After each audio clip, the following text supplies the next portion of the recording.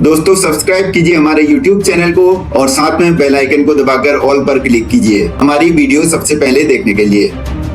मैदान पर मारी गुलाटी, कमाल की ड्राइव के साथ नूर अहमद ने लपका अद्भुत कैच, मुंह ताकते रह गए पृथ्वी शॉ। अक्षर पटेल की गुजरात के खिलाफ ताबड़तोड़ बल्लेबाजी, ऑलराउंडर ने खेली IPL की सर्वश्रेष्ठ पारी। ऋषभ पंत ने जड़ा धोनी का हेलीकॉप्टर शॉट और छक्कों की हैट्रिक लगाकर गुजरात के इस गेंदबाज का उतारा खुमार। रोमांचक मुकाबले में जीती दिल्ली, 3 रन से गुजरात को मिली हार। नमस्कार दोस्तों, बुरी तरीके से फंस चुकी थी दिल्ली की टीम, लेकिन फिर उसके बाद आया अक्षर पटेल और ऋषभ पंत का तूफान और ऋषभ पंत ने आखिरी ओवर में ठोक डाले 31 रन और दिल्ली की टीम को पहुंचाया एक बड़े स्कोर तक। लेकिन फिर उसके बाद किलर मिलर का आया तूफान और इस रोमांचक मुकाबले में आखिरी ओवर में इस टीम ने जीत हासिल की। तो क्या है इस मुकाबले का पूरा हाईलाइट बताएंगे दोस्तों आपको हमारी इस वीडियो में। लेकिन दोस्तों अगर आप भी ऋषभ पंत को एक बेहतरीन खिलाड़ी मानते हो तो इस वीडियो को एक दिल से लाइक जरूर कीजिएगा और चैनल को भी सब्सक्राइब जरूर कीजिएगा। दोस्तों आपके एक सब्सक्राइब से मुझे बहुत ही मोटिवेशन मिलता है।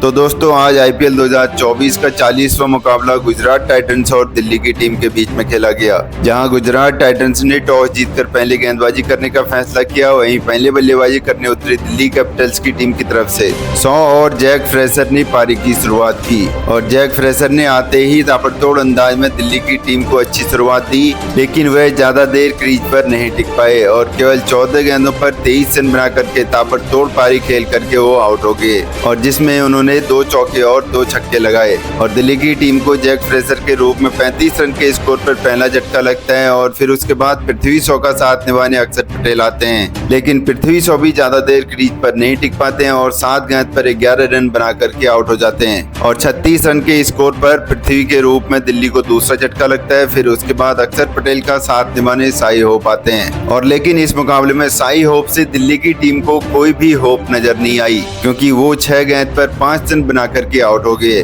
और दिल्ली की टीम को 44 रन के स्कोर पर तीसरा झटका लगता है। फिर कप्तान ऋषभ पंत अक्षर पटेल का साथ निभाने उतरते हैं और इन दोनों बल्लेबाजों के रूप में एक शानदार पार्टनरशिप होती है। 60-70 रन की पार्टनरशिप होती है और पहले तो ये दोनों बल्लेबाज दिल्ली की टीम को 50 रनों के पार पहुंचाते हैं। फिर उसके बाद अक्षर पटेल काफी ताबड़तोड़ अंदाज में बल्लेबाजी करते हैं और अपना अर्धशतक पूरा करते हैं और इसी के साथ ये दोनों बल्लेबाज दिल्ली की टीम को 100 रनों के पार भी पहुंचा डालते हैं और अक्षर पटेल अर्धशतक के बाद काफी ताबड़तोड़ अंदाज में बल्लेबाजी करने लगते हैं और फिर उसके बाद पंत भी दूसरे छोर पर शतक के करीब पहुंच चुके थे। लेकिन तभी अक्षर पटेल नूर अहमद की गेंद पर 43 गेंदों पर 66 रन बना करके आउट हो जाते हैं और 157 रन के स्कोर पर दिल्ली को चौथा झटका लगता है। फिर उसके बाद दूसरे छोर पर ऋषभ पंत भी ताबड़तोड़ अंदाज में बल्लेबाजी करते हैं और उनका साथ निभाने ट्रिस्टन स्टब्स आते हैं। लेकिन आखिरी के 3 ओवर में ऋषभ पंत काफी ताबड़तोड़ अंदाज में बल्लेबाजी करते हैं और पहले तो वो अपना अर्धशतक पूरा करते हैं और फिर उसके बाद वह 20वें ओवर में मोहित शर्मा को कुल 31 रन ठोक डालते हैं, जिस वजह से दिल्ली की टीम 20 ओवर में 224 रन 4 विकेट के नुकसान पर बनाने में सफल रहती है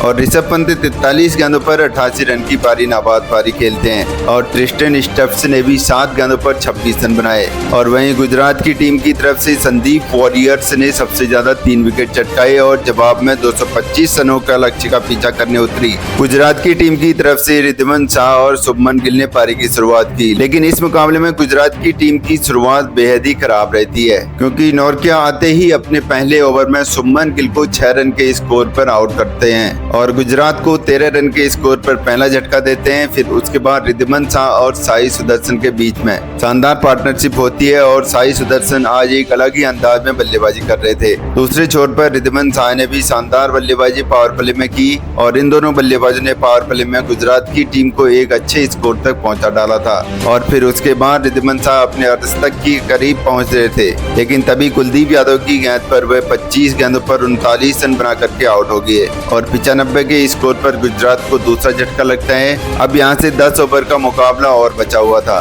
लेकिन फिर उसके बाद उमर जाई भी आते ही 1 रन के स्कोर पर आउट हो जाते हैं और दिल्ली की टीम को 98 रन के स्कोर पर तीसरा झटका लगता है। फिर उसके बाद साई सुदर्शन का साथ निभाने डेविड मिलर आते हैं लेकिन साई सुदर्शन और डेविड मिलर एक छोटी सी पार्टनरशिप तो करने में सफल रहते हैं, लेकिन तभी साई सुदर्शन भी 39 गेंदों पर 65 रन बना करके आउट हो जाते हैं और दिल्ली की टीम 121 रन के स्कोर पर गुजरात का चौथा विकेट चटकाने में सफल रहती है। फिर उसके बाद डेविड मिलर का साथ निभाने शाहरुख खान आते हैं, लेकिन शाहरुख खान भी एक बाउंड्री लगाकर 5 गेंदों पर 8 रन बना करके आउट हो जाते हैं और 139 रन के स्कोर पर दिल्ली की टीम यहां पर 5वां विकेट गुजरात का चटका लेती है। अब यहां से मुकाबला पूरी तरीके से फंस चुका था और डेविड मिलर का साथ निभाने राहुल तेवतिया थे, लेकिन राहुल तेवतिया भी कुलदीप यादव का 4 रन के स्कोर पर शिकार हो जाते हैं और 152 रन के स्कोर पर दिल्ली की टीम गुजरात का छठा विकेट चटका लेती है। लेकिन फिर उसके बाद डेविड मिलर काफी अच्छी बल्लेबाजी करते हैं और एक ही ओवर में चौकों की झड़ी लगाकर इस मुकाबले में गुजरात टाइटंस की टीम की वापसी करवा डालते हैं, लेकिन वो भी 23 गेंद पर 55 रनों की शानदार पारी खेलकर 18वें ओवर में आउट हो जाते हैं। फिर उसके बाद पूरी तरीके से मुकाबला दिल्ली की टीम के पास आ चुका था,